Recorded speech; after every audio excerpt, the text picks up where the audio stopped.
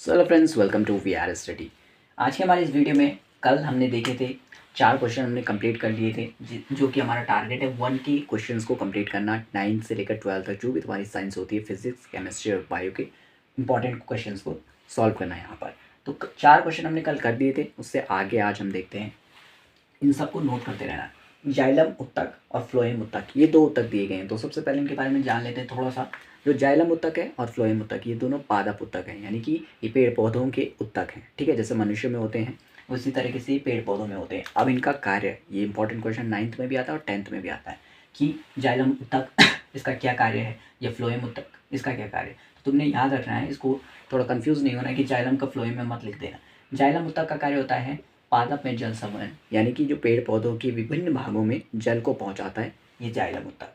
और फ्लोएम उत्तक क्या करता है, पेड़ पौधों के विभिन्न भागों में भोजन का संवहन, यानी कि जो भोजन वो बनाते हैं, स्टार्च जो बनाते हैं, उसको पेड़ पौधे के विभिन्न भागों तक ये फ्लोएम उत्तक पहुंचाता है। तो ये जल को पहुंचाता है जाइलम, और ये खाने को, भोजन को पहुंचाता है फ्लोएम। तो यहाँ तक नोट कर ले। छठा क्वेश्चन है, किसी पेड़ की आयु का पता कैसे लगाया जाता है। तो वैसे तो बहुत सारी मॉडर्न टेक्निक्स वगैरह भी होती हैं, लेकिन जो उसमें से एक जिसके ऊपर यहाँ पर एक क्वेश्चन मैंने लिखा है, वो है कि किसी पेड़ की आयु का पता कैसे लगाया जाता है। तो आंसर है तने में बने घेरों को गिनकर। यानी कि अगर आपको किसी भी पेड़ की आयु का पता लगाना है, तो अगर आप उसको काटेंगे तो उसके तने में ऐसे घेरे बने होते हैं, तो जितने वो घेरे होंगे उतना वर्ष पुराना वो पेड़ होगा। सो ये टेक्निक।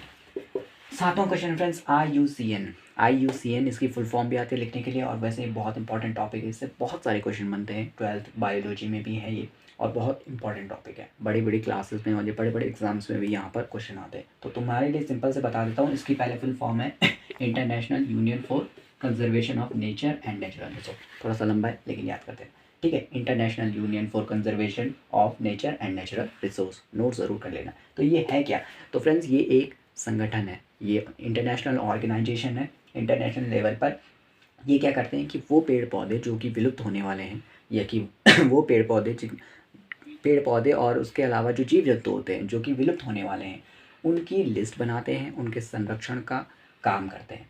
ठीक है, तो ये एक इंटरनेशनल ऑर्गेनाइजेशन है।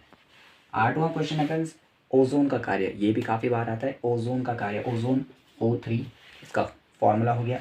अब ओजोन के बारे में तुमने नाम तो सुना होगा, लेकिन इसका काम क्या होता है, तो सूर्य की हानिकारक पराबैंगनी किरणों से बचाव। यानी कि सूर्य से जो भी लाइट आती है, सारी की सारी अच्छी नहीं होती है, उसमें से कुछ रेज जो होती हैं वो अल्ट्रावायलेट रेज होती हैं, जो कि मनुष्य के लिए, पेड़ पौधों के लिए, जीवन के लिए ही समझ लीजिए हानिकारक होती है। तो ये पृथ्वी के बाहर एक गैसीय परत होती है ओजोन। ठीक है, जो कि सूर्य से, ये सूर्य है, इस सूर्य से आने वाली जो पराबैंगनी किरणें हैं इनको रोकती है। अगर ये ओजोन लेयर ना हो तो बहुत सारी अल्ट्रावायलेट रेज जो हैं वो पृथ्वी पर आएंगी, मनुष्यों पर जब पड़ेंगी वो, तो उससे हमारे स्किन कैंसर और बहुत सारी डिजीज़ हो जाती हैं।